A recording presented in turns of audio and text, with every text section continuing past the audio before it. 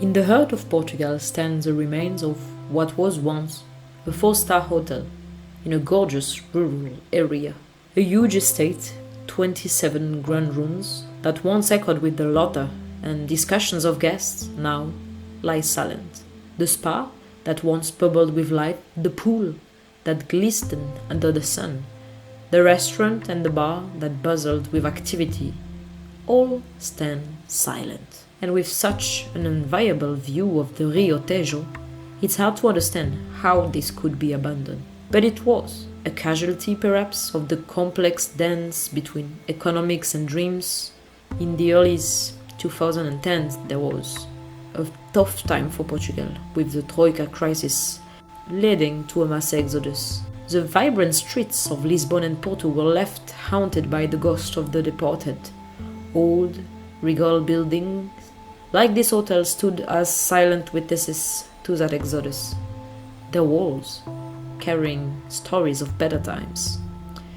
Yet, as the winds of change blew, foreigners began to see the allure of Portugal buying properties, inflating prices. It's a two-edged sword. On one hand, the local owners found a gold mine selling at prices that would have seemed insane a decade ago. But on the other hand, many historic and meaningful properties like this hotel were left behind, a reminder of a past glory. Such abandoned properties are trapped in legal tangles or family disputes, and they contribute to the escalating real estate crisis in Portugal.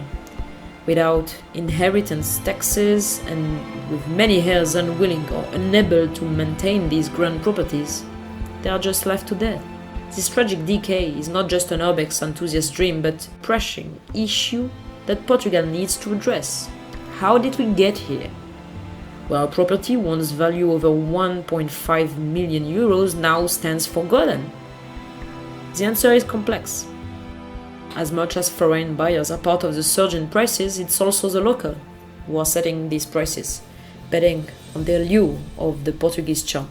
Portugal real estate landscape is at crossroads, with so many buildings like this one standing a silent reminder of what once was. Can we find a way to breathe life into these structures, preserving history, while also addressing the house needs of today? Only time will tell.